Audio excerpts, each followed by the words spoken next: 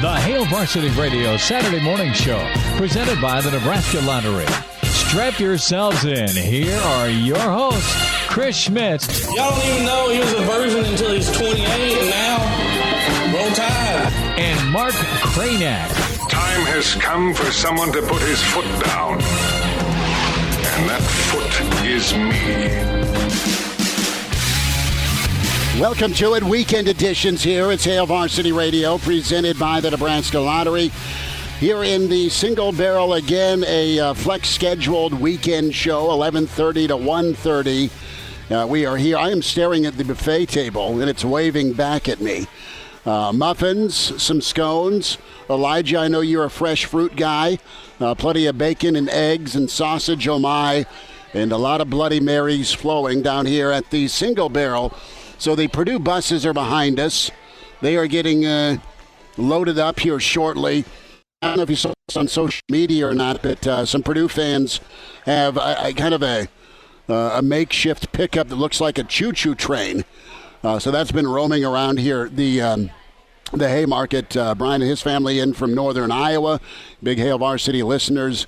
And you know what? We just love being on the road here and excited to be with you pregame here for the weekend edition of Hail Varsity Radio. Following us and following Nebraska-Purdue, Real Red Reaction here from the single barrel inside the Graduate. Elijah, you saw Joe Rogan last night. How was it? Is it going to set the tone here for a great weekend?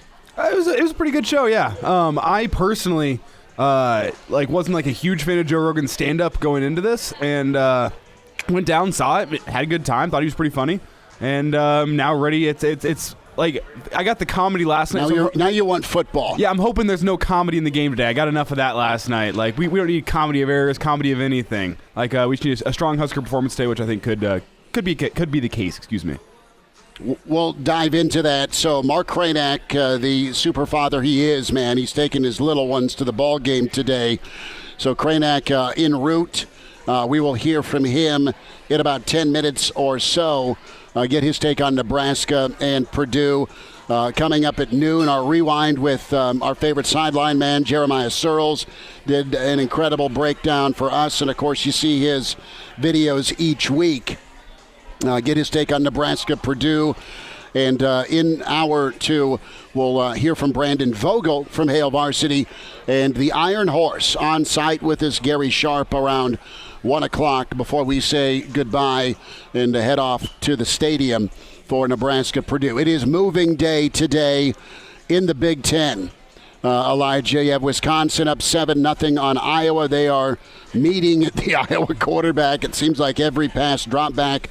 Right now, Michigan's having their way running the football and in total yards against Sparty. Michigan up 7-0. The Stool Presidente, I think, had to sleep in a car or a sleeping bag, but he is wearing his maize and blue in all pride. Nebraska on our mind here. And, Elijah, when we look at moving day here, you got kind of an elimination Saturday for the West, quite honestly, with Minnesota, Wisconsin, Iowa. Minnesota is playing the best ball out of anybody. I'd say Iowa is trying to refine their rhythm, and then Wisconsin's gaining momentum. That's really the story today for Nebraska, is getting back to momentum. I think we are a good luck charm. Last time we were here for an 11:30 pregame, or an earlier pregame, here at the single barrel with Hail Varsity Weekend, it was the Northwestern ball game. So that turned out well. Turned out extremely well for Nebraska football. Can they have a similar performance? But today's all about staying alive in the postseason for Nebraska. You need to win 3 out of 4, 2-2. We'll see where the fan base is at when it comes to frustration level. Elijah, it really just kind of comes down to this fan base, this team, and Nebraska fans. I don't think they demand perfection. They're understanding. They know how rough and tumble football is.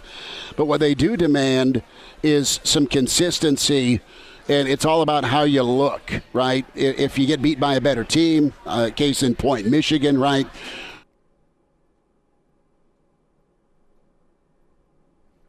season, beginning with Purdue today. Do you play well, and can you play well enough to win?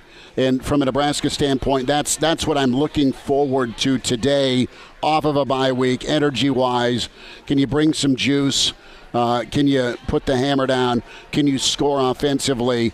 And can you look pretty crisp or crisper doing it in a ball game that's supposed to be about a 7.5-point spread? Yeah, and you got a full week to go self-scout, look at yourself in the mirror, get your team right. Nebraska should be coming out here, and you'd expect them coming off a bye week to have one of their better performances of the season. If the coaching staff did what they had to do during the bye week, if the team did what they had to do to get themselves right during the bye week, you'd expect this Husker team to come out and play like a fresh team, play like a football team that had an extra week to prepare for Purdue. So you'd expect a good performance from this Husker football team.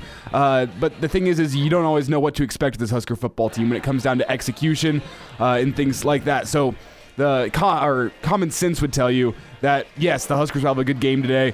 Scott Frost and the coaching staff had an extra week to prepare. However, we have seen this coaching staff not get the team prepared to play like they should. Case in point, Illinois first week of the season whenever you have a full fall camp to get ready for it. So still a little bit up in the air, but I think the Huskers really should come out playing like I say this tongue-in-cheek, a trip to the Big Ten title game's on the line here because if you go down to 3 losses in the Big Ten West, you're really out of that race. What Coach McBride say? Every day's the conference title game. Every Saturday's a national championship game. You got to have that mentality. Can join us if you're on your way down here to the Single Barrel, or you're finding a spot with a red beer or a bloody. Can dial us up at 466-3776, 466-3776, 800-825-5865. Give us a follow on Twitter at Schmidt_radio, Chris Schmidt at Herbal Essence for Elijah Herbel, and can email Chris at HailVarsity.com. That's what Saturday's about, isn't it? Managing your expectations. And I saw this tweet from Dr. Big Red Donkey, MD. I get a kick out of some of that Twitter's, that handles tweets. And when it comes to predictions, they've kind of been all over the board. You've seen close win, tight win, blowout win, tough loss, more places than not predicting a Nebraska victory. I said 31-27. But this is probably the most accurate prediction. And I don't know that you can say Big Red Donkey MD speaks for all of Husker Nation. But he says, my prediction for the game tomorrow, I'll be elbow deep in a bottle of Tito's by halftime and be pantless and yelling at trains by the end of the game. That's the safest Saturday Purdue prediction there is. You're a handle deep in Tito's. Trying to get through this as a Nebraska fan. Pretty good. You know, we talk about progress and what this team is and how do they look, how do they perform, do they get a win? That's like pretty obvious. What's been missing this season is everything but the wins. You've seen improvement. They're better, a lot better in coverage when it comes to kickoff and punt, except for one time. They've been better on the ground, as you've seen Ramir Johnson kind of up his game. You've seen flashes from the receiving corps, and you've seen a defense that put a lot on their shoulders throughout this season, specifically the first half and the middle part as conference play got going. But when we talk about progress and proof that this thing's going the right direction, because that conversation's still out there, you know, with Scott, with year 4, and it kind of rears its ugly head again every time there's disappointment, there's a loss, you know. And Scott seems really comfortable, his staff, and the kids are playing hard, right? But you need some of that progress and that proof to come in the form of wins, and you're going to have an opportunity. You have an opportunity these final 4 games to really make it easy for Trev Alberts and not have to have a decision or a hard conversation or a harder conversation with guys you brought with you from Central Florida. Clean up the mistakes, get guys developed and ready to perform in crunch time moments. Guys need to go perform in crunch time moments. and have that proof, my dear God, we have a Gary Michaels Clothier's sighting. Navat is here, and he's shaking my hand. Big Red of the Rockies, zip up going on. What's going on? Give me a little Howard Cosell here. How are you? Put a headset on, Navat. Look at this. We have royalty. Hold on a minute here, Navat. Let me do this. Are you giving me a prediction? Yeah, I'm going to give you a big prediction. Do you have him at all or not, Elijah? Oh, yeah, I have him. You do? All right, go ahead. Hey. Hold on. We got to put your mic on here. Here we go. There we go. We had to dress you up a little bit. What's up, man? Gosh, we came down to see you. Cindy and I just walked in. I said, what a great pleasure. Are you going to visit. fire up the buffet here, Navat? No, I didn't do the buffet. I'd be too pluggered if I did that. Believe me. By golly. I just thought I'd come down and have a little omelet and fire it up with a nice Bloody Mary. How about that? You got to do it. Gary Novotny. And we had the best tailgate experience, man, with you on campus in front of Michigan. It was wonderful. All we needed was a touchdown or a field goal, brother. Yeah, I know. We were close. Yeah. We're close a lot.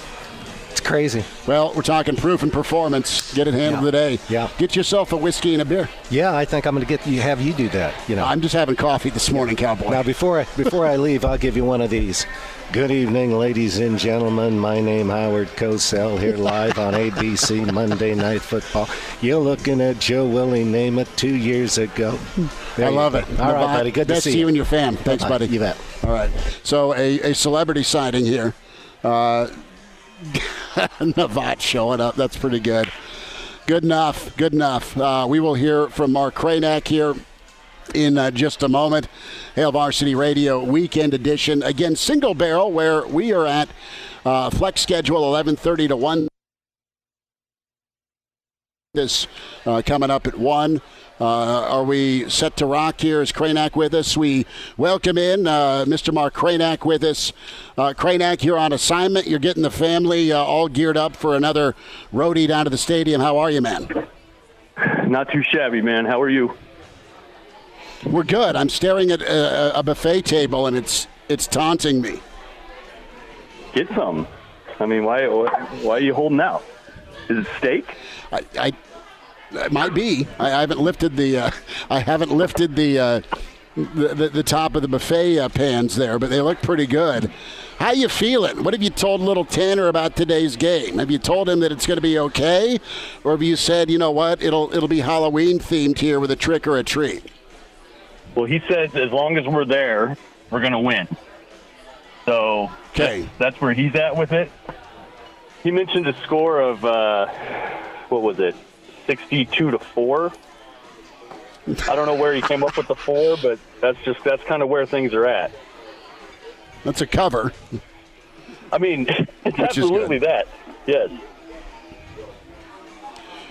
So, as you've kind of navigated this week, Kraynak, you've had a bye week. We said certain things needed to happen with the Minnesota game. They did not. It was better in the second half, but that all red zone's been tricky. It's been tricky for Purdue. That's what this comes down to me, bud, is who's getting 7s and who's getting 3s today.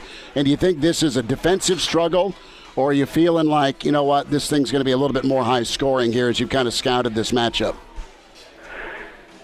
You know, it strikes me as a game that'll be played probably end up in the 30s, 20s. Give or take a touchdown from either team, because I think you have enough big play ability on both sides that you could potentially break one.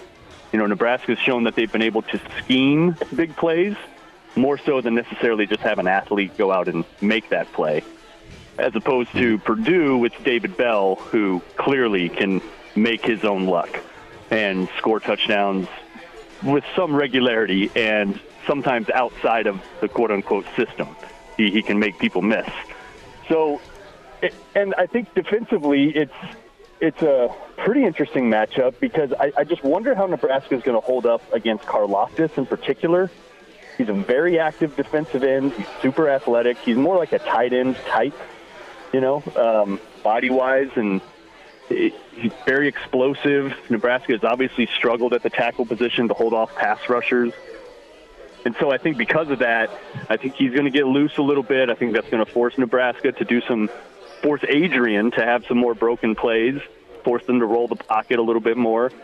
So I just see Adrian factoring in much more prominently than he did, say, against Minnesota when he was obviously hobbled. But pretty even matchup. And tell you what, man, if it doesn't work out in Nebraska's favor, like, it's going to get pretty dark around here. Mark Kraynak joining us via phone for this Saturday morning edition of Hail Varsity Radio. You can find him on Twitter at Mark Skurs. And Mark, with the secondary a little bit hobbled this week, Miles Farmer is going to be stepping in for Deontay Williams. Yeah. Are you worried about what Purdue can do in the passing game? Maybe testing what Miles Farmer can do on that back end, knowing that it's the first game he started this year and he also missed most of last year with injury? I don't think there's any question they're going to go after him. And I think that's probably one of the more unheralded things that Nebraska's done well so far this year is the play of Markel Dismuke and Deontay Williams. They've filled on the run extremely well. They haven't always made the tackle, but just in terms of recognition, knowing exactly what's going on, being there ahead of time, diagnosing plays, preventing for the most part, big plays over top of them, they've been excellent. They have missed a few tackles, of course. Everybody does. But, so that's the element that's going to be missing with Deontay Williams. I mean, he's like in his mid-20s. He's a father. It's like his 6th year in football. He, son of an NFL guy, he's a heady player that has a lot of experience. And so now you're bringing in Farmer, who doesn't have that level of experience. But he does bring some size. He does bring some differences that Deontay doesn't have. I expect Purdue to try to test him.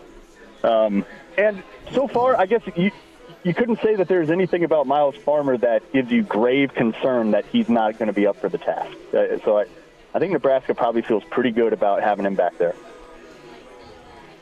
Mark Kraynak with us, weekend edition, Hail Varsity Radio. We're here at the Single Barrel inside the Graduate. Don't forget, Real Red Reaction gets rolling immediately following Nebraska-Purdue. Elijah Herbel back at our ESPN studios as 11:30 to 1:30. We're here ahead of Nebraska and Purdue. A lot of Big Red here at the Single Barrel Buffet. Got to love it. Purdue is, and Kraynak, to your point about the vicinity of the Single Barrel and the Graduate from Memorial Stadium, unlike Northwestern, I should say, like Northwestern, Purdue is going to take the bus these 2 blocks to the stadium. They are not going to walk like you suggested the Wildcats do. So they aren't going to get their steps in on the way to the stadium.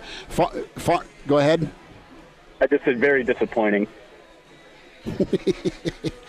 Kraynak, I look at Farmer and what he is, and I'm still, when I think of Miles Farmer, I think of his size, his athleticism, and then I think of his patience, because the guy got a start really early in his career, and he performed well. He set up 2 of Nebraska's minimal scores on the road at Northwestern last year. 2 interceptions, really good in the fill, and did a great job of playing corner, or I should say safety, and helping in coverage against Northwestern last year. It wasn't enough. 20-13, Nebraska lost a 1-score game. Stop me if you've heard that before. But I don't. And he saw, I think, extensive snaps against Oklahoma as well. So this isn't going to be a kind of a shock factor, wow moment for him. It's something he's been continuing to grind for. And I think from an athleticism standpoint, I mean, Deontay's so fast and been such a ball hawk with 4 picks. But I think, Farmer, you're going to get a good preview of the next wave with Farmer and Pola Gates. So I'm not as concerned with it, but they got to keep their eyes right. Nebraska's been hit multiple times this year off play action, and the safeties have gotten caught looking in the backfield. Yeah, but you're totally right. It's not like he's totally wet behind the ears. I mean, he's played in some games. He's contributed. He's had some impact plays. I mean, he's the one that almost single-handedly kept Nebraska in the Northwestern game last year. So, yeah, I'm not overly concerned with him. I think today in the secondary, it's a really big day for Cam Taylor-Britt. I mean, this is the biggest name receiver that he's going to go against.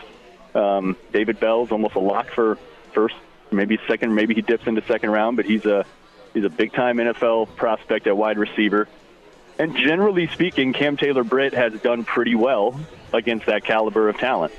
So we'll see what he has in store, but I expect a big game from him, especially considering like the last few weeks. It seems like Taylor Britt's settled down, and he's not trying to do maybe too much, letting the game come to him, so to speak, not pressing. I think he's going to be up for the challenge. And I like the fact too that it's kind of a no. There's not a ton of external factors in this one. It's going to be a nice day. There's not a lot of wind. It's kind of straight up football with two evenly matched teams. And I think Nebraska can, especially with the 3 quarterback system too. I don't know.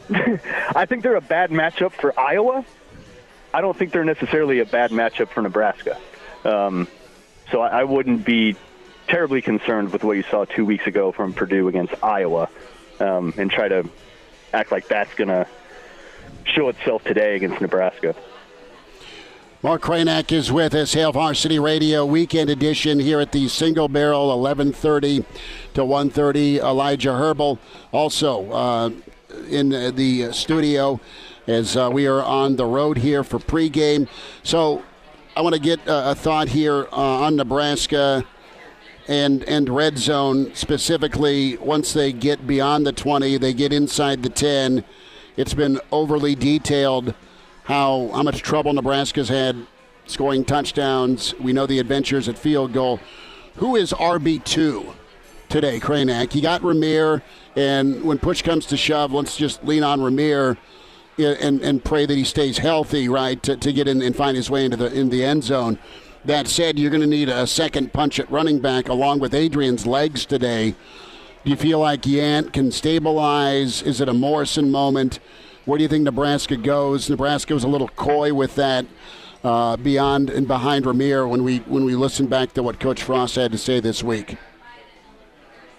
It's a tough one because obviously what's going on isn't physical. The reasons why either Stepp or Morrison or Yant hasn't been able to solidify that number 2 spot or take the spot from Ramir. Because what Ramir has done is stabilize the position. Mm-hmm. He's doing a good job of picking up blitzes, knowing the plays, catching the ball. He's doing all the things. So you're not terribly concerned with him. Behind him, in terms of just consistent running ability, I don't know what this means for pass blocking and everything else, but in terms of just consistent running ability, I like Sevion. I just have yet to see a game with him where I was sort of disappointed in his carries or his snaps. He's not tripping over his feet at the goal line. He's got to catch the ball. He's what? He's just got to catch the ball. See, yeah, right. And that might be it. But in terms of just sheer running ability, I think he's probably your most talented guy. Yant obviously brings some stuff to the table, but, there's a reason why he has such a short leash. We don't know what that reason is, but he has a very short leash. And then Marquise, I don't know. I have no idea what's happening there. So, I guess you would hope it comes together for Sevion because I think he's the one that can get you plays off script. I think Ramir is good on script. I'd like to see Ramir break some tackles. I'd like to see him shake some guys loose and take one to the house. Speed-wise, he's got it. He's one of the fastest players on the team. He's a pure track guy. But you just haven't seen him get loose on long plays. Sevion, I think, gives you that ability, and you see glimpses of it, even though he's only getting 2, 3, 4, 5 carries each time out. Mark, we'd be a little bit remiss here if we didn't talk about the Purdue defensive line when we were talking about the Nebraska offense, because George Karlaftis, he can be a game wrecker. But Nebraska has shown themselves to be able to handle good pass rushers like that in the form of Aiden Hutchinson against Michigan. Do you think Nebraska goes for a similar game plan where they're trying to make him make some decisions, trying to make him take advantage of his aggressiveness? It seems like Nebraska, while they've struggled to protect the passer this season, they have done a pretty good job limiting the guys that you're expecting to really be game wreckers. See, it's tough to know with the way Purdue plays defense, and then with I don't think it's a good comp between Karlaftis and Hutchinson, just in terms of their style, because Hutchinson is an upfield, super aggressive, momentum. I'm going this way, and that's all you and try to stop me type guy. Whereas Karlaftis he's an athlete. I mean, he can drop back, right? Like he's quick on his feet. He's more just agile in general.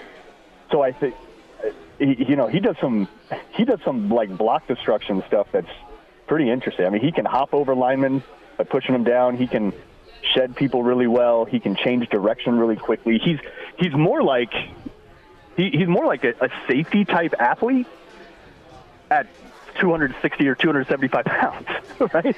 So he's a very unique challenge. I think fans will be impressed with him today. I mean, his name is going to be called a lot, and it's not like I've watched Purdue a million times this year, but in the few times that I have, I mean, he jumps off the screen, and it's, I'm sure you guys have heard too. He played like on the Olympic water polo team or something in Greece. So, he's a different cat out there. I don't know what Nebraska is going to do about him, but I'm pretty sure they're not going to try to run towards him too much. I'd challenge him in the option game, but that's just me, assuming Adrian's left wheel's still good. Kraynak, we'll let you get gathered up and make your way down to the stadium. Mark Kraynak, Chris Schmidt, Elijah Herbel, Weekend Edition, Hail Varsity Radio. Need a prediction before we say goodbye, bud? Let's go 30-22 Nebraska with the cover. That was a long sigh of, I'm going to throw this at the dartboard. All right. All right. Safe travels to you guys, and we'll see you down here. All right, bud? All right, Chris. Be good. See you, Elijah.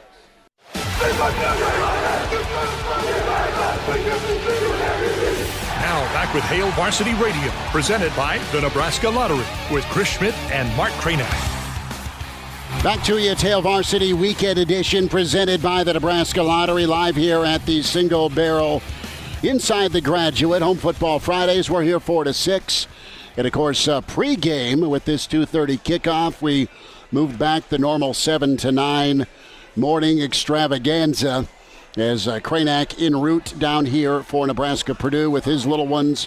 Elijah Herbel back at our ESPN studios. Real Red Reaction follows right here live from the Single Barrel immediately after Nebraska-Purdue. JP and Meg, and of course Elijah Herbel. And Elijah, you got your Run the Damn Ball shirt on. You feeling good about that number? Over under 200 for the Big Red today. I know Purdue's D's good. Their front seven solid. Their pass coverage is pretty dynamite. But it is going to be Adrian. It's going to be Ramir, and it's going to be a third part of that headed monster for Nebraska to get a W today. It's going to be on the ground. Maybe you take a page out of Wisconsin and you just go demolition man. You just try and out physical Purdue. So do you have two different Run the Damn Ball shirts? Do you have one with and one without sleeves? Tell me here what the fashion trend is here in late October. Well, I got the jacket sitting behind me just in case. You got a jacket too? It's not a Run the Damn Ball jacket. It's just a normal jacket. However, I think once I leave the studio here, I'm going to do some evaluating what the weather's looking like. It's supposed to be mid-60s and beautiful, but if the wind starts picking up, I might have to rock the jacket. If not, I might be just rocking short sleeves this afternoon. But just speaking of Run the Damn Ball, I hope specifically they run the damn option today. Because did you see this graphic from ESPN during the Tulsa and Navy game? It's hilarious. It was games you don't want to face an option team. And the list is the first game of the season, the last game of the season, and any game between the first game and the last game. ESPN had that up last night on their Tulsa Navy broadcast. I thought that was hilarious. I thought that was very fitting for today.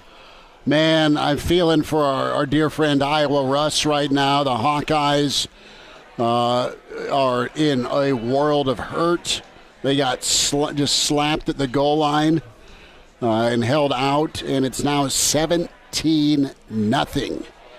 Wisconsin over Iowa. At last check, Michigan over Michigan State. You had Michigan with a slant route that went about 70 yards to the house. Walker got loose for about a 45-yard touchdown gallop. It's 10-7 in the rain.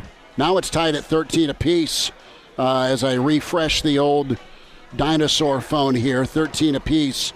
Can come see us. We've got some koozies to hand out to keep your beverage cold. The buffet is still delicious here at the Single Barrel. And the Bloody Marys are legend here at the Single Barrel. So come get some wake-up juice this morning. We had a chance to run down our favorite sideline man, Jeremiah Sirles. Sirles, of course, on the broadcast with Nebraska, standout Husker that was just a really high-level tackle, and then also played guard and center in the NFL. A really strong NFL career for Sirles, too. He's one of our favorites. He's a frequent contributor and guest for us.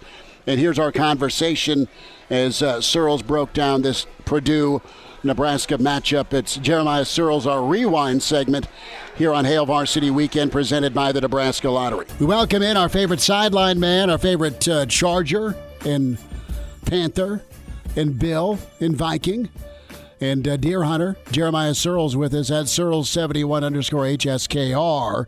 That's where you follow him on Twitter. And you hear him do great work on the sidelines. Sirles, what are you doing? No, I just got back from down to the stadium, filmed this week's Tail of the Tape, got the podcast out, Sideline Scoop with Sirles recorded, and, just getting ready, kind of geared back up for Husker football. I needed a nice little reprieve after the last couple of weeks. Don't doubt it. Is there screaming in the household? There's children in the household, so there's always screaming in the household. It's just a matter of what level of screaming is involved. I was making sure it wasn't you watching the front four of Purdue. No, it's definitely not. There's only one guy in Purdue that scares me. His name's George Kaloftis. So St. George is the guy. Sirles, let's go there real quick, briefly. And as you've taken your notepad out and the pen ready, what kind of impresses you with this Purdue defense, and what looks like maybe a feast perhaps for the Nebraska offense?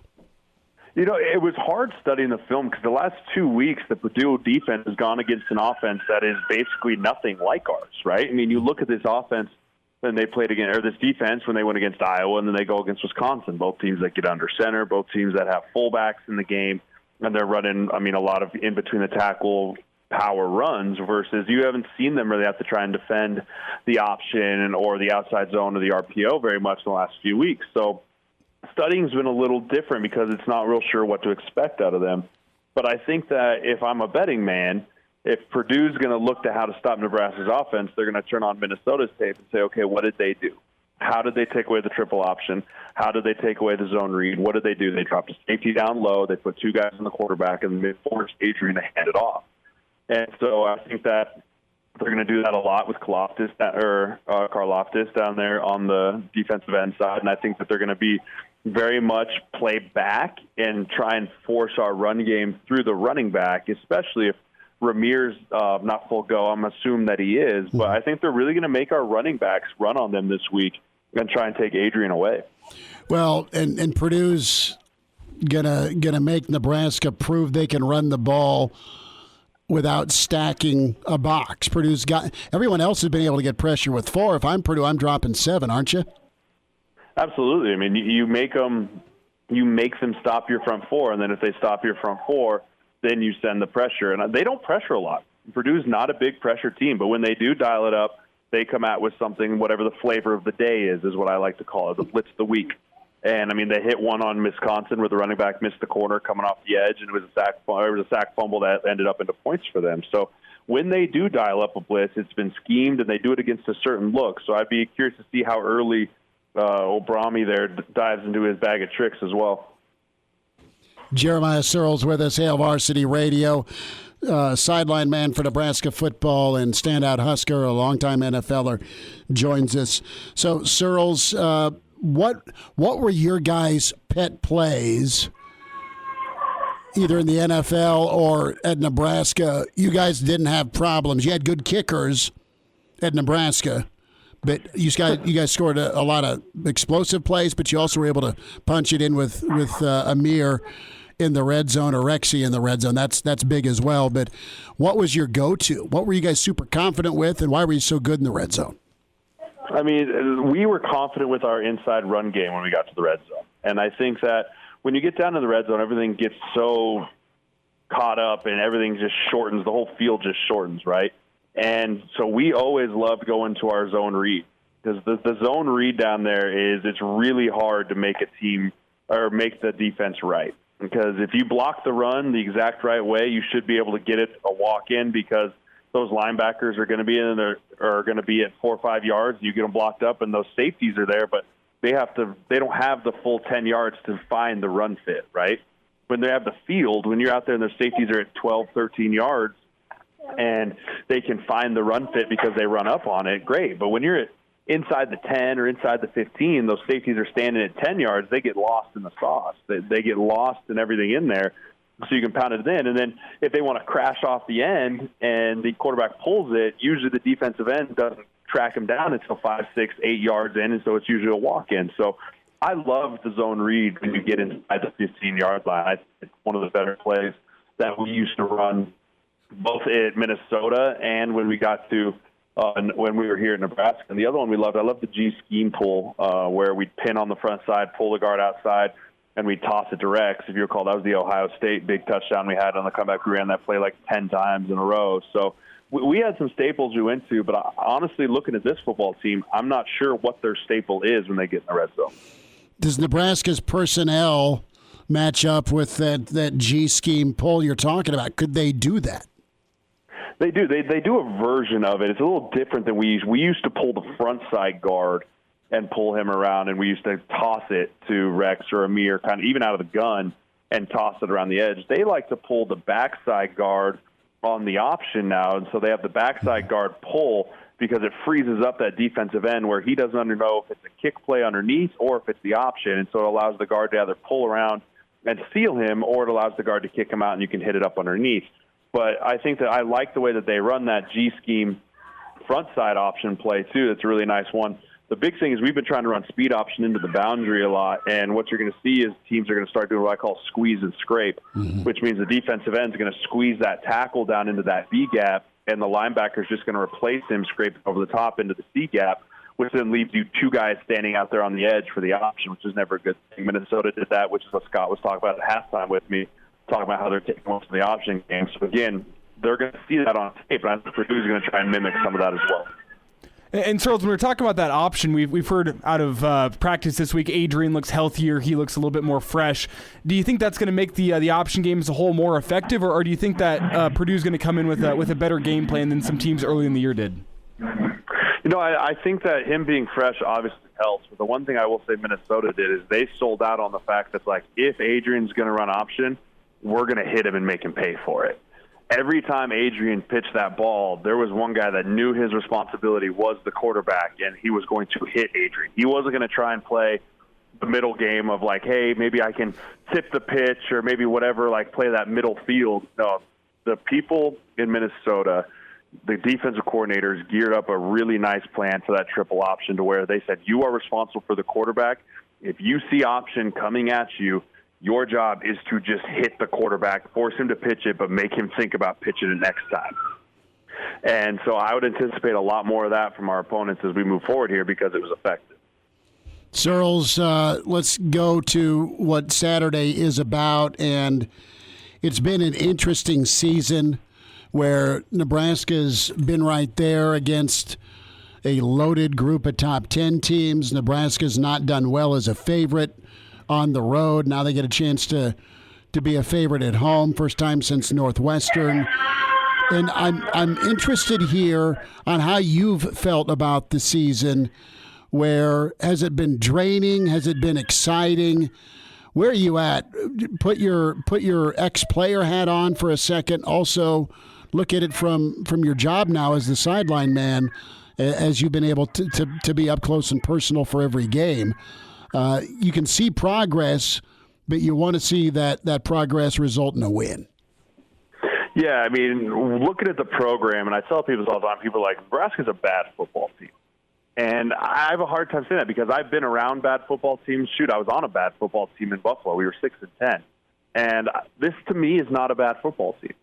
And that's the frustrating part, is I look at it, and from 2018 to where we are now, I can see the strides that have been made, but that's because I can see it from more of an analytical piece because I played the game. But really, I mean, in the grand scheme, in the national media, in really in life, I mean, it's about W's and L's, right? It's about production. And we haven't quite been able to do that. And we haven't been able to get those W's that we needed to. And that's the part for me that's like, where's the disconnect? Because there is one. There's a disconnect somewhere.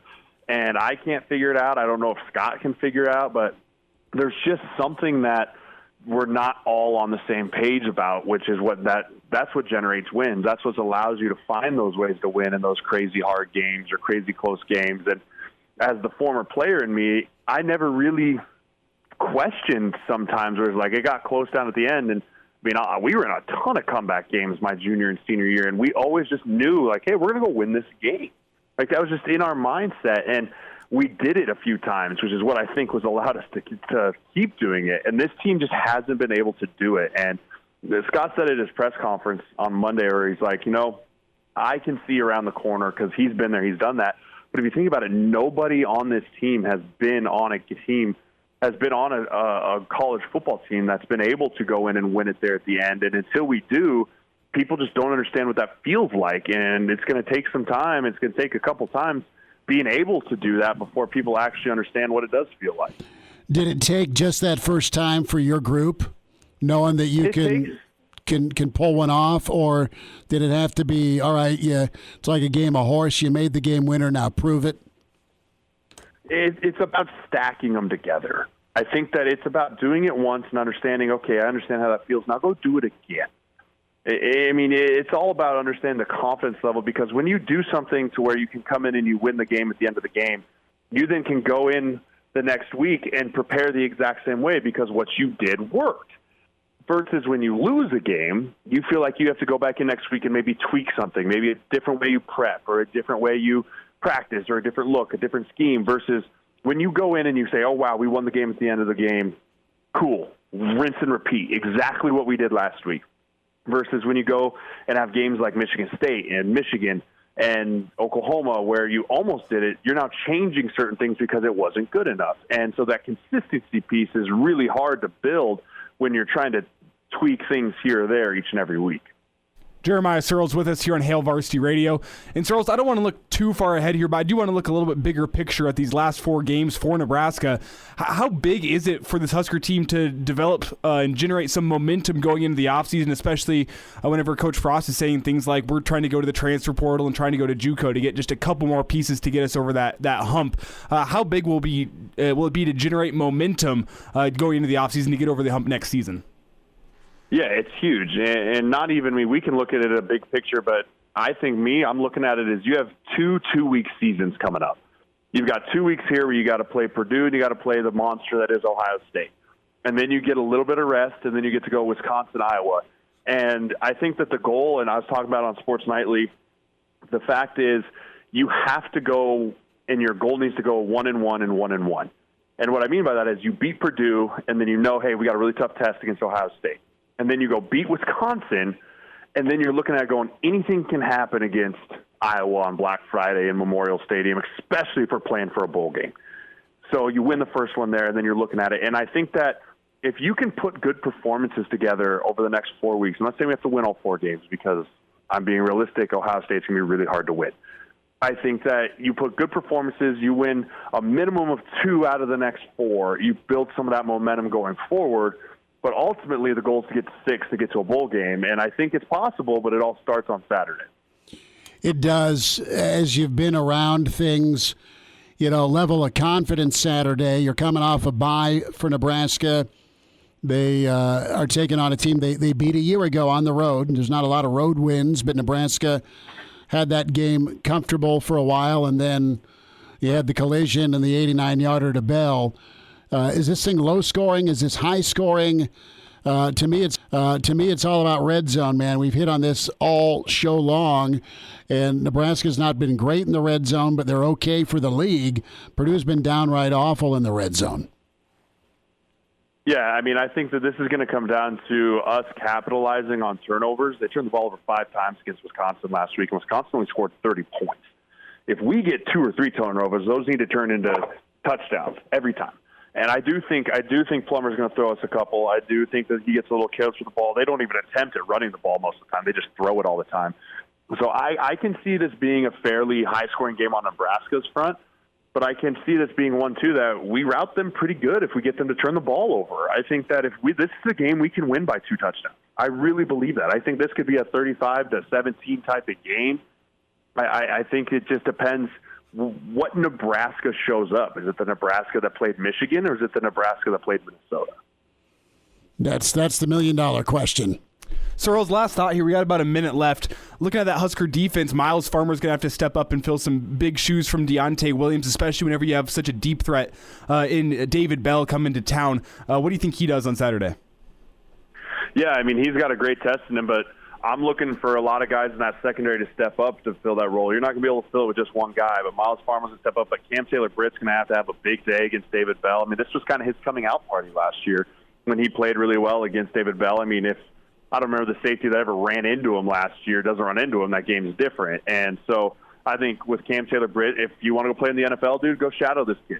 Go shadow this kid and shut him down and let him go do your thing. But as far as the back end goes, very, very interested. Miles Farmer's going to get his opportunity, and it's going to be kind of a glimpse of what we might get next year. Well, I'll tell you what, Farmer, his debut against Northwestern, 2 picks was good. He's comfortable there. He's had to do starting duty before. And Cam shut down Dotson for Penn State a year ago. I think Cam will be up for this. Sirles, the best to you and your fam. We'll talk more about Bambi next week, okay? Sounds good. Appreciate you, man. There he is, Jeremiah Sirles. Later, guys. Mr. Sideline for Husker football at Sirles71_HSKR is where you follow him. Gary Barnett's on the way. Early to rise with Hail Varsity Radio, the voice of Husker Nation. Here's Chris Schmidt and Mark Kraynak. Back with you here at the Single Barrel Weekend Edition, Hail Varsity Radio, 11:30 to 1:30. Inside the Graduate, folks milling around here down in the Haymarket. A lot of Big Red fans here bellying up to the buffet that is just magical. Big thanks to Sirles, the Rewind. And, of course, we caught up with Mark Kraynak. He is en route down here with his little ones to take the kids to the game. I think we may have a junior sighting as he is going to go fishing for some seats.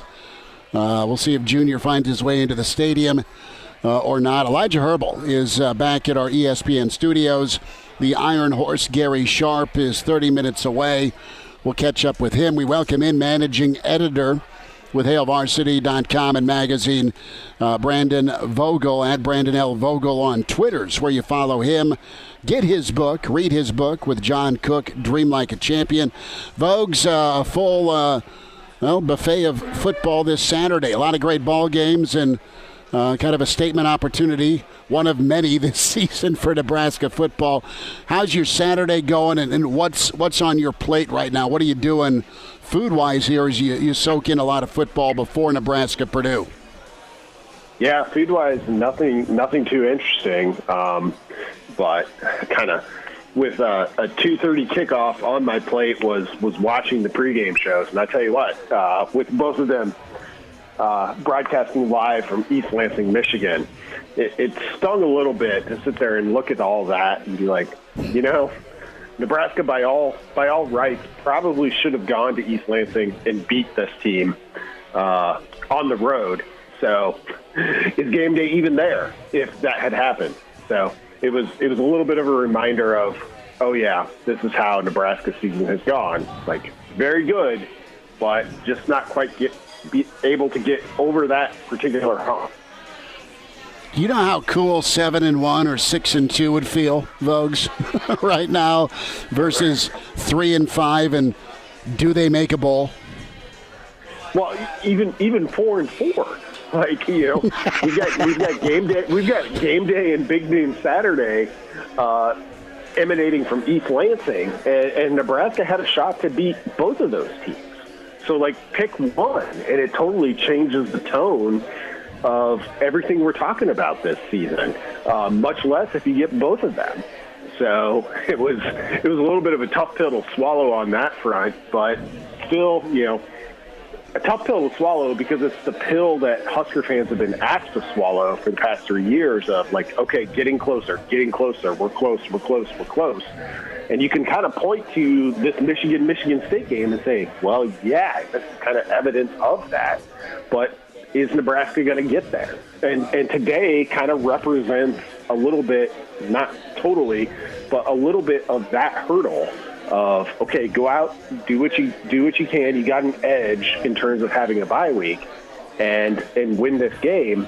And the conversation changes quite a bit. Lose this game, and, well, it changes quite a bit for the worse if you're a member of the Nebraska coaching staff. Brandon Vogel's with us, HailVarsity.com and magazine at Brandon L. Vogel on Twitter. We're here at the Single Barrel pregame here as the weekend edition on till 1:30. It is a narrative-defining game, isn't it? And, Vogues, I know the fan base is probably exhausted with the storyline all year long has been, well, this is can't lose, this is make or break, this is it, this is the mother of all games this season, this is turning point, tipping point, pivot moment, yada yada yada. But it each week is it's like you're maxing out with your weights, Vogues. You continue to put more plates on the bar, brother, each week. And I know Purdue's not ranked. I know they're a far cry from what they did to Iowa 2 weeks ago. But when it comes to that narrative here of proof in the progress, you got to win today. And it is draining and frustrating for Nebraska fans is the bye week of Minnesota was. It's injury and insult times two if you don't come off of a bye, play clean football, and beat a team right now that is in the midst of their own little tough stretch of consecutive games. That's really about it for me. Does Nebraska look ready to finish strong? Do they look energized? And above all, can you be a winner at the quarterback spot with a guy who's had a good season despite some bumps in Adrian, because he's your difference maker today. He's always kind of your difference maker, good or bad. Yeah, that's really it for me too. You look at, so any team coming off a bye week should have a little bit of an edge, right? So okay, can you take advantage of that? Can you take advantage of the fact that Purdue is coming off back-to-back games against Iowa and Wisconsin, which a ton of credit to those programs, like playing them back-to-back is a grind. It's tough. They beat you up. And when you look at the Big Ten West, especially this year where kind of the preseason favorite, Wisconsin, has come back to the pack a little bit, and you've got a massive teams there, a bunch of teams that are all like pretty good, and I would put Nebraska in that group, and capable of beating one another. Well, Nebraska's got to beat one of them eventually, right? If we're to keep believing that they're in that group, because statistically they are, and that's kind of what today represents. And on top of that, you're at home. So in addition to the rest advantage, in addition to you haven't had to play Iowa and Wisconsin and get beat up back-to-back weeks, you're also at home.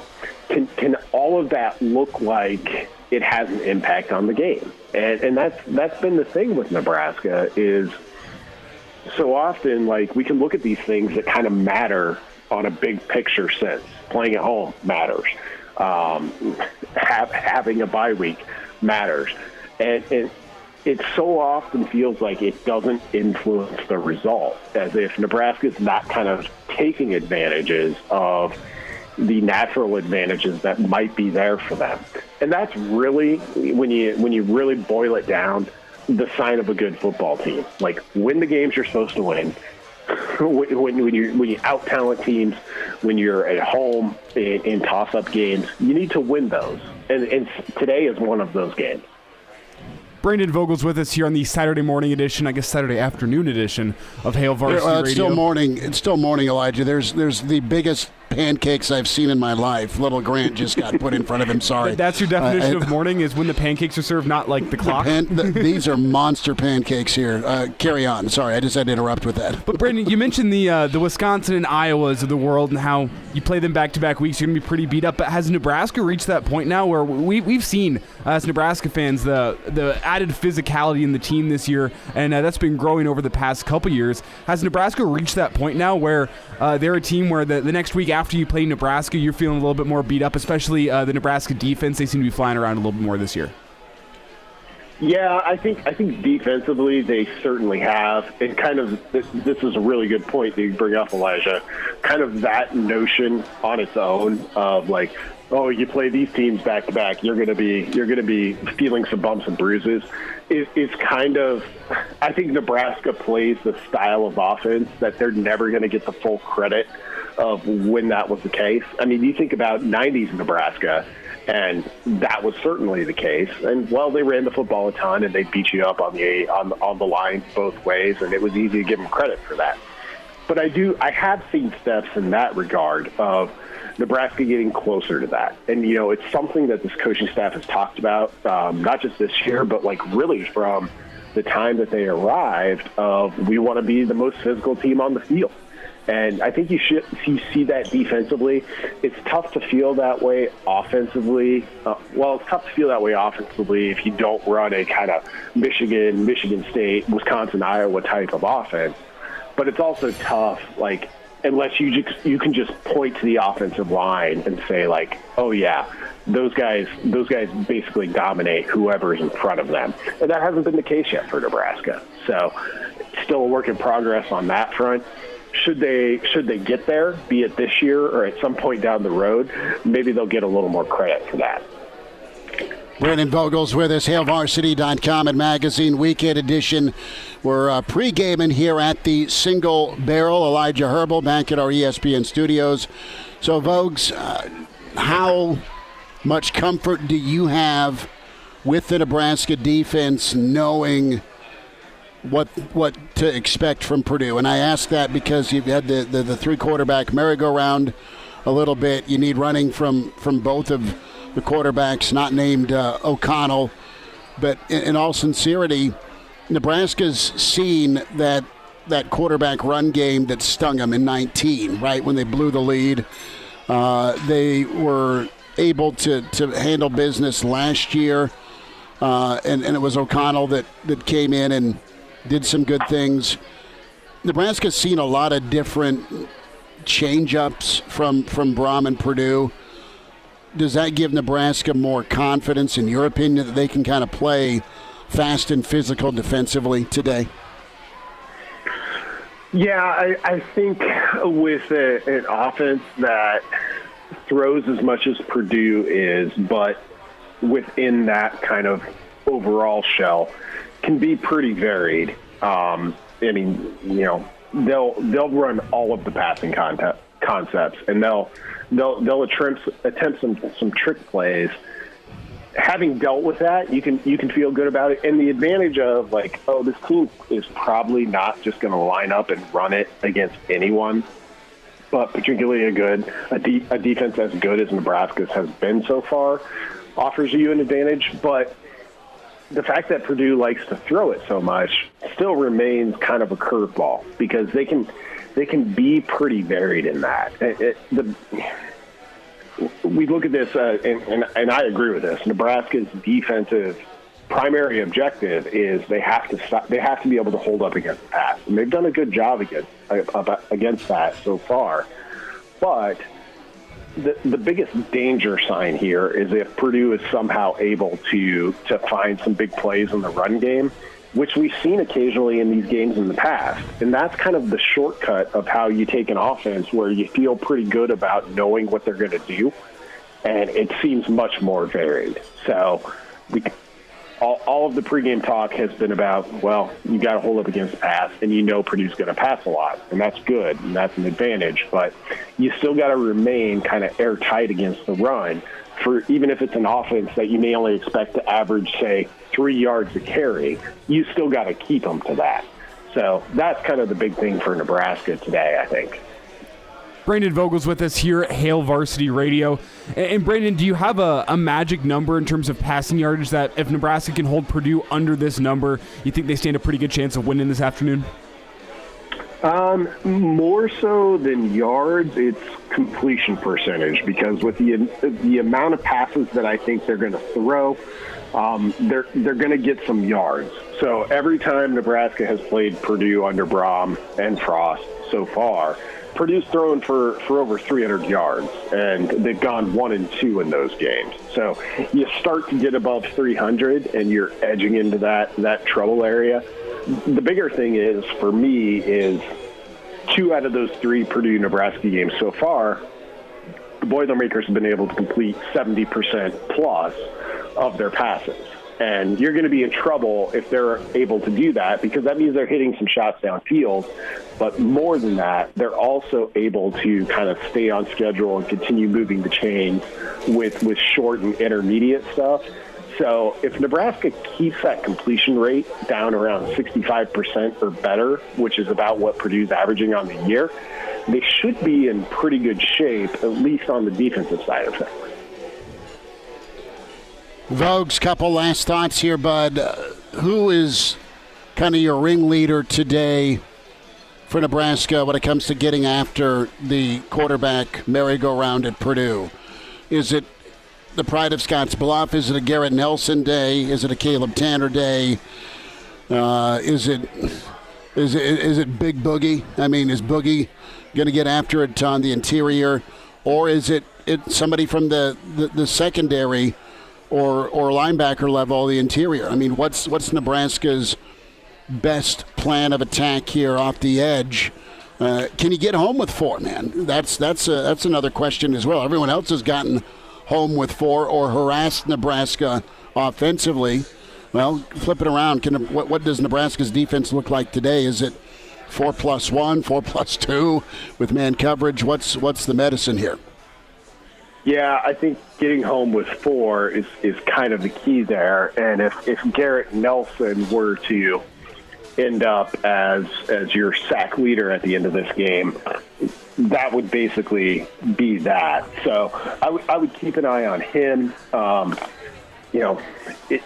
think JoJo Doman has the potential to have a pretty big game here for Nebraska, but I don't know if that includes any or many, definitely not many, sacks on his end. So Nebraska's going to have to win some one-on-ones defensive line-wise, and so much of this kind of depends on how the game flow goes of what they're able to do in terms of blitzing. But really, in terms of pass rush, I kind of look at the guys up front, so your defensive line, and then you got guys like Nelson and Tanner who are naturally part of the pass rush a lot of the time.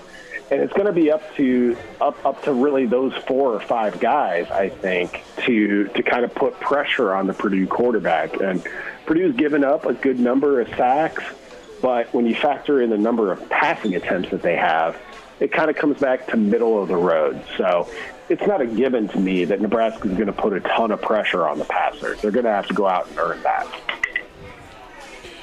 Vogues, I need a score prediction and a knee-jerk. Did Purdue break Iowa? No, I don't think Purdue broke Iowa. I think Iowa got to it was way positive in the turnover margin, and it had a very limited offense. And when you go way positive in the turnover margin, you don't notice that. So you beat in Indiana and you beat in Iowa State out of the gates, but you still got to be able to move the football and score.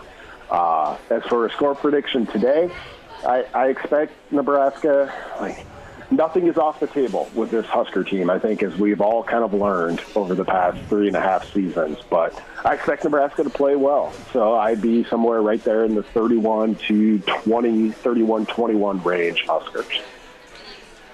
Okay, I lied to you. I know you're like, dude, quit asking me questions, Schmidt. I got to go volleyball for a second, okay? I got to get some volleyball love. And, you go from Wisconsin now to Minnesota, and the Gophers ranked 11th, and tough match for Nebraska midweek against Whiskey.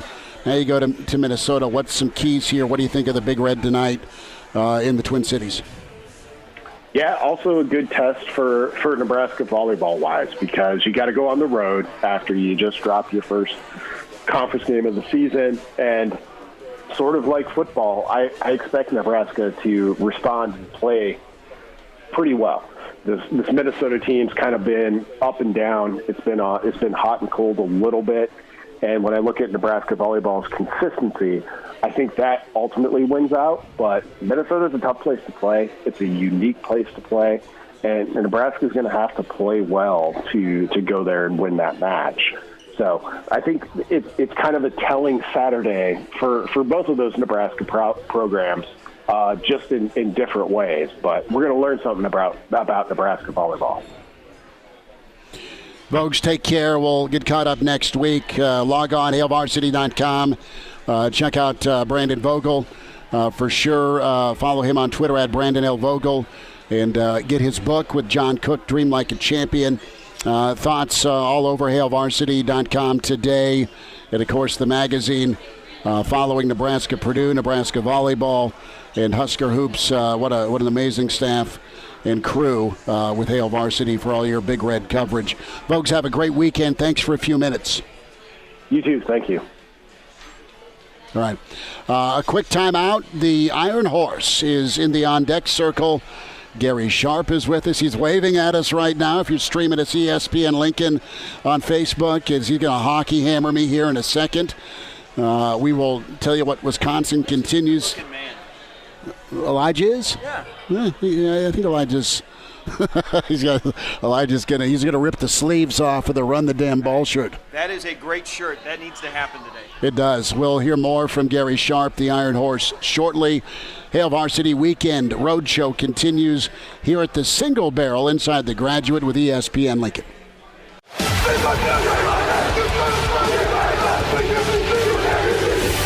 Back with Hail Varsity Radio, presented by the Nebraska Lottery, with Chris Schmidt and Mark Kraynak. Back to you, it's Hail Varsity Radio, presented by the Nebraska Lottery. Roadshow Saturday pregame here at the Single Barrel. It is hopping.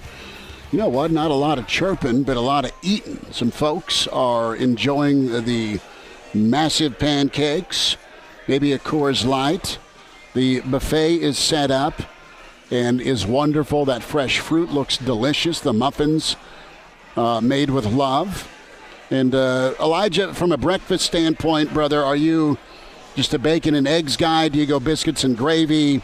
Are you sausage, omelet? What is your poison, my friend? And I kind of love to just get all the calories, where I need my hash browns, I need my biscuits and gravy, I need my scrambled eggs, and I need as much bacon as can be afforded one person on a plate. I mean, that's how I get down. Yeah, no, breakfast is honestly the greatest meal ever invented. Like with the breakfast options that are available. Like I will go to IHOP, I'll go to Highway Diner, I'll go to Village Inn any day of the week, any meal of the day. Like give me all that stuff. My preferences do tend more towards sausage over bacon. I like me a good sausage link as opposed to a strip of bacon. Bacon's good in the right sense, but sausage just got all the flavor in sausage, just incredible. You got to have the hash browns.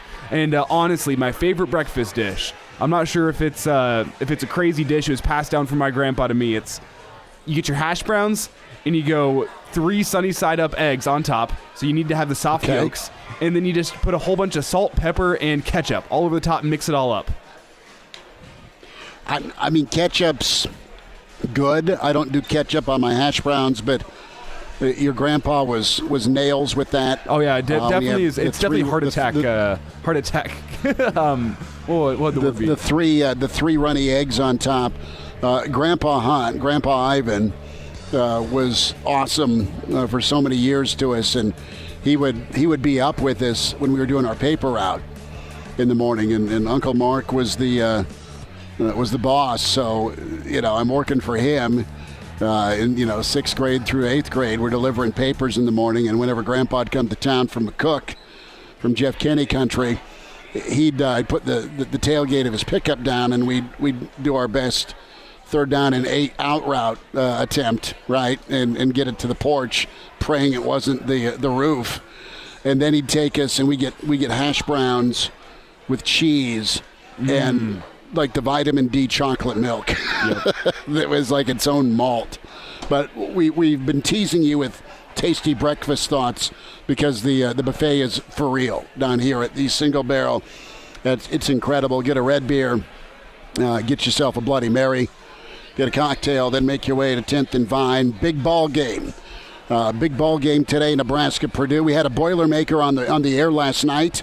Not a fan or coach or player, but a shot of whiskey inside a beer. And that treated us all right. It got the Friday night going. Come on down here till about 1:30. You it's a heard big me game. right. We know Here that the because guys. the Iron Schmidt Horse is and on Kraynak. site. Gary Sharp is next. Hail Varsity Weekend continues, presented by the Nebraska Lottery. You know how I like them straight up. And then precisely 7 1/2 minutes after that, you're going to bring us 2 more. Then 2 more after that every 5 minutes until one of us passes out. Excellent strategy, sir. Back with you at Hail Varsity Radio Weekend, presented by the Nebraska Lottery. Chris Schmidt, Elijah Herbel, Mark Kraynak en route with his little ones to take them to the game. And it's a big ball game, of course, because the Iron Horse is here on site here at the Single Barrel. Gary Sharp with us, Elijah Herbel back at our ESPN studios. Sharpie, top 10 day today? Oh, it's beautiful outside. It is 24 years ago in this town, and in this part of Nebraska, we had a Halloween snowstorm. Remember that? That Crippled all of us for a couple of days. Today is like a shorts day. In late October, it is gorgeous out. Now, will what happens between 2:30 and about 6:30 match how nice it is? That is TBA. It is absolutely TBA, and I feel bad. Avid listener, friend of the show, Iowa Russ, now taking to Twitter, and we are thinking about him because his Hawkeyes are getting steamrolled. But they are down inside of the 5-yard line to begin the second half. So we'll see if it was just a rope-a-dope against Wisconsin. Big Ten West football. Gotta love it, baby. You do. It is moving day in the Big Ten. As Penn State will either show a pulse or get hammered by the Ohio State. Nebraska, though, Sharpie, is on our mind here with just this Purdue kind of Rubik's Cube and what the matchup is between Brom and Frost, and it's been entertaining, it's been exciting, just crazy games, but it's also been maddening for Nebraska fans because instead of being 3-0 or 2-1 against teams or a team in Purdue that a lot of Nebraska fans think they're better than, they're 1-2 trying to even the series at 2-2, but most importantly, kind of get some momentum back that was drained so violently in that first half against Minnesota after a bye week. Yeah, that was a bad loss, and into a bye week, and into a bye week and out of a bye week. Nebraska hasn't won under Scott Frost. Nebraska and Purdue were very similar. If you go back to 2018, remember when Purdue beat Ohio State? Ohio State was number 2 in the country. It was in West Lafayette. They blew them out 49-20. Well, since that game, Purdue is 12-19. Remember a couple of weeks later, the next time Ohio State would play as a number 8 team, Nebraska went into Columbus and played competitively at that point when it was really a struggle bus season, but Nebraska had started to put some wins together finally under Scott in his first year. Since then, Nebraska's 13-18. So outside of Purdue's win at Iowa against then the number 2 team in the country, Purdue and Nebraska are very, very similar. And, Brom got into the league a year ahead of Scott.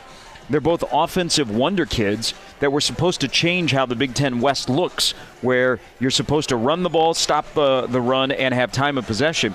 Well, Brom still is throwing the ball all over the place. I mean, they throw the ball a ton, and I think they will today. But it's an interesting matchup. But whatever it is, I'm not into must-wins because I think every game that Nebraska football plays right now is a referendum, and it's a must-win. I label it as a very good idea to win today. I think you're right on, and just from a passion standpoint, the fan base, the team, the staff. I mean, everybody's been through this roller coaster season. You're right. I mean, we've had pivot moment, turning point, flip the script. I mean, that's been a label for about 50 games this season. But you're right on. It is a very good idea to win. And let's talk bigger picture here with Coach Frost. And, I thought our friend Tom Chattel had a really good column this morning when it comes to progress and proof. And you have 4 games.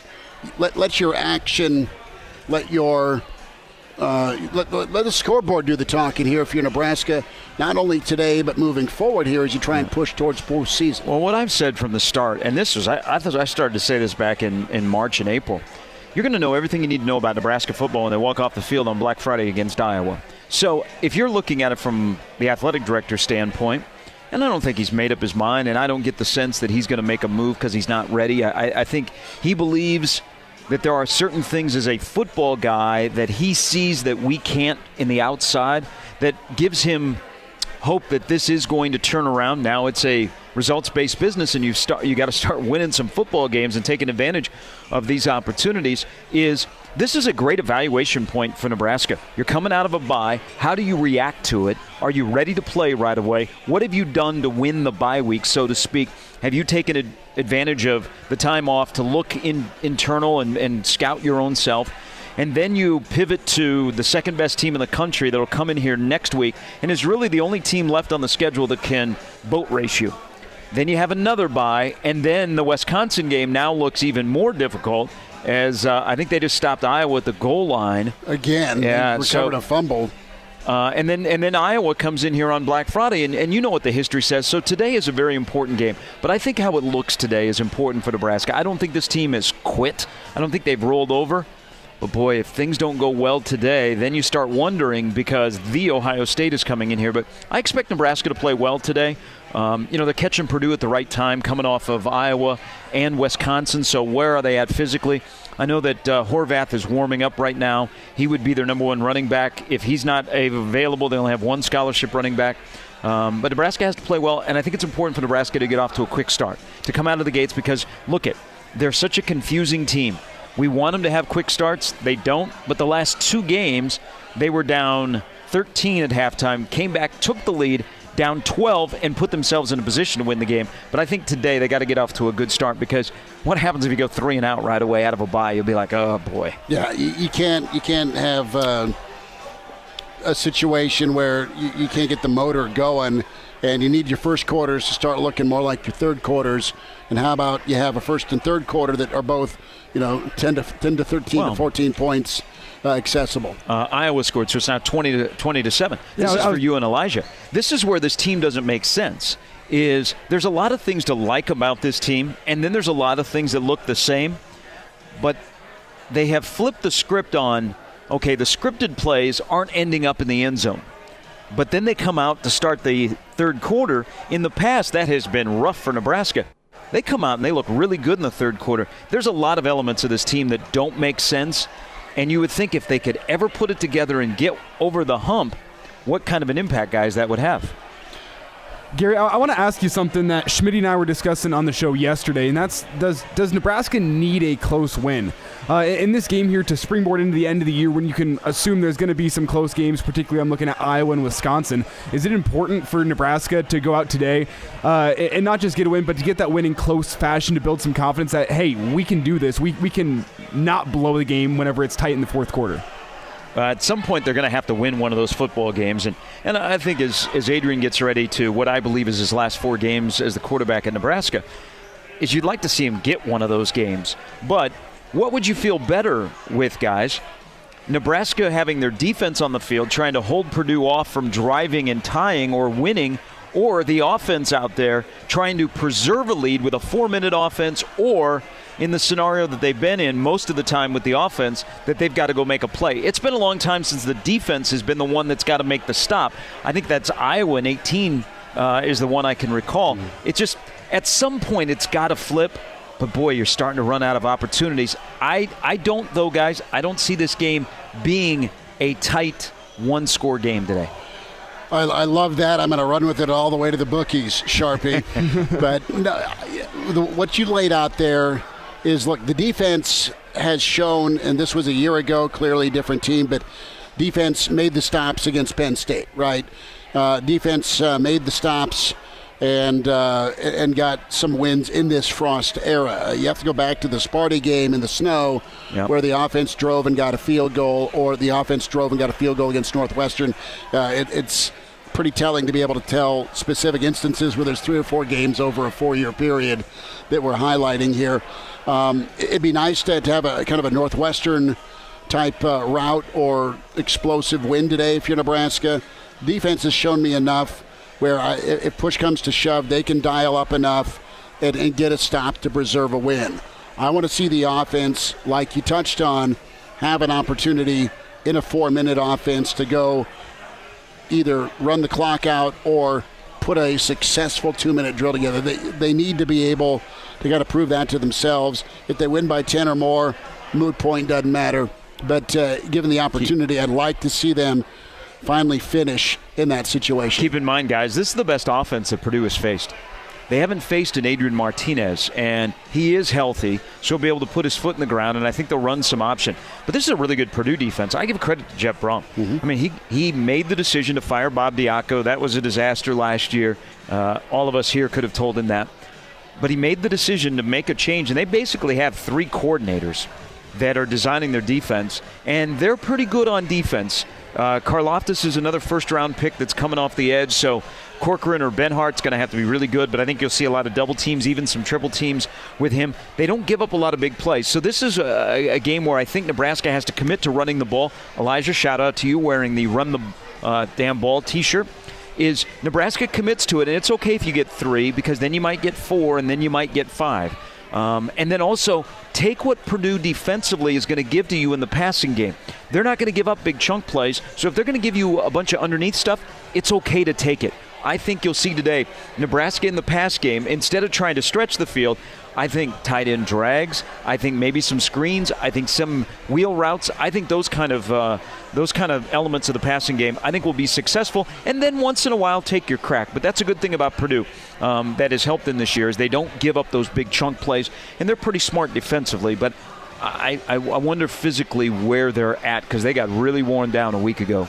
Well, and they kicked this whole death march off against Minnesota, then had their bye, and then it got stacked against Iowa, which they didn't have a problem with, but Wisconsin manhandled them and pretty much mauled them. Like your take on the tight ends, you know how great Austin Allen's playing. You could see some flat routes for Vokalek. He's a really talented kid as well. Give me the check down. Give me Omar on a drag route. I want to see more bets, and I want to go here. More bets up the seam. In your opinion, covering the Metro and knowing the Metro like you do, what, if anything, is going on with Betts the playing time? Because he's averaging 19.5 a touch, but there's limited touches for him. Well, I think it comes clearly down, and there's a lot of guys on offense that are this way, is they don't trust him because they don't see it Monday through Thursday. Now, if that's the case, you still got one of your best players. You trust him enough to get it to him on a reverse. He needs to be on the field, and if you only trust him in the 7 or 8 plays that he knows, why not run those 7 to 8 plays? Because we can see when he has the ball in his hand that he is a difference maker. There's not a lot of guys on this roster that look like and play like Xavier Betts. So, I don't know, that's a personal thing that I think you have to overcome at some point, and maybe when you become successful, you can do that. But right now they're saying, hey, if I don't see it Monday through Thursday and you're not out there practicing, I can't trust you. I don't necessarily buy into that, but I think there's a couple of guys on offense that we wonder where they're at. That's why they're not on the field. But you look at guys, the last 4 games, there's some guys that are trying out for next year. Xavier Betts, Savion Morrison. I mean, there's guys that have to put some stuff out there on tape for 22 to get an opportunity here in the last 4 games, or we're going to go, do we know anything about him when we get to spring ball next spring? Gary Sharp's with us, Hail Varsity Radio Weekend Edition. We are here at the Single Barrel as we're winding down our pregame coverage. And Single Barrel, and great. We are drinking like fish here. Man, people are loving it. I mean, you got the red beers, you got the bloodies, you got the 250 whiskeys to choose from. People dressed in costumes. Not well. Some dressed normally, and we think it's a costume. That's a very, very nice way to put it. You doing a Halloween party tonight?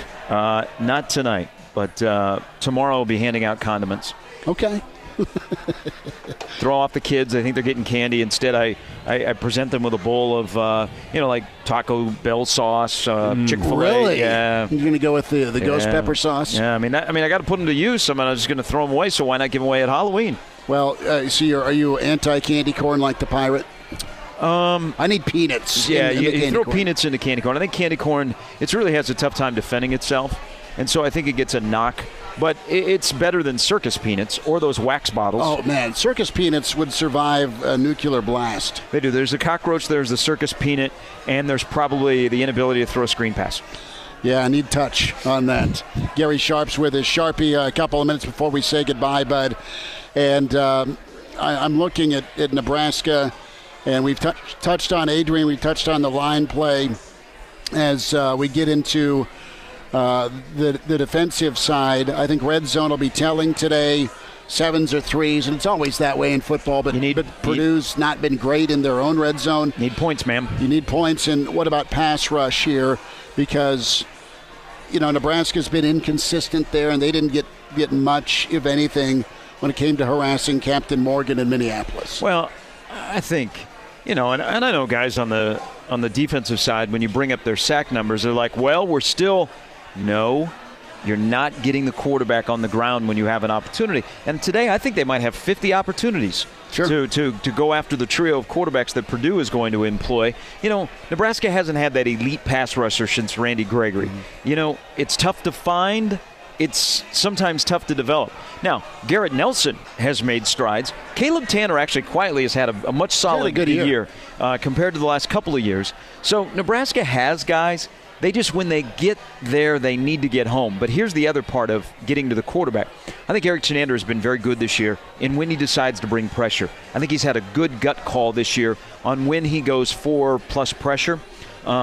So I think today he's going to have his opportunities. But when Nebraska does have their opportunities to bring O'Connell or Plummer down, they need to bring him down or at least cause havoc where a throw is off the marker or something, because they can't let him sit back there and just dink and dunk, because that's what Purdue would like to do, and they're going to throw 50-50 balls for David Bell, and he wins those, and once he wins them, he is off and running. Cam Taylor-Britt, the next couple of weeks, this is his time to go chase the bag. He'll have David Bell to go against, and then Wilson and Olave next for Ohio State, and it's good that Cam Taylor-Britt has played well the last couple of weeks, but at some point in that defense, they're going to try and find Miles Farmer and test him and see where he is on the side of the field. So Nebraska defensively, they need to create havoc, get the quarterback down when they get there, and then I also think they need to tackle very well in space. Quick update here, third quarter, Sparty trailing with the football 23-14 to Michigan. Iowa's on the board, down 13 at Wisconsin here, under 4 to go in the third quarter. Wisconsin 20-7 the lead here. Cincy up on Tulane. You got the cocktail party going on later down in Jayville. You know that game well. Florida, I've been there one time. It is a gong show. There are some people that make bad decisions post-cocktail party. Sharpie, a prediction here. I like Nebraska, 28-17. I think Nebraska comes out and they start quick. I think they play with the lead for nearly the entire game. And I think they play well today. They know the meaning of this game, that they've got to post a victory. But I think it's also how they look. They can't come out flat, and I don't think they will. I like them 28-17. I've kind of thought that since the middle of the week. But the longer you let Purdue hang in the game, you know what it becomes in that stadium, attention convention. And you start thinking, oh, boy, here we go again. I don't think that's the case today. I think Nebraska leads the majority of the game, and they lead where it's comfortable, where even if you're up 10-3, it feels like you're up 14-3. Gary Sharp, the Iron Horse. Sharpie, thanks for coming by, bud. Thanks, Schmitty. Good to see you, Elijah. Appreciate you stopping by here for the weekend edition. Real Red Reaction, JP, Meg, and Elijah with his Run the Damn Ball T-shirt. Elijah's going to be giving hot takes on the post-game show? He will be. It's what I do best. It's what I do best. Well, he's going to work on growing that stash back with a win today. We'll talk to you later tonight. Real Red Reaction. Hail Varsity back at you Monday at 4. Thanks for tuning in, and enjoy your college football Saturday with ESPN Lincoln.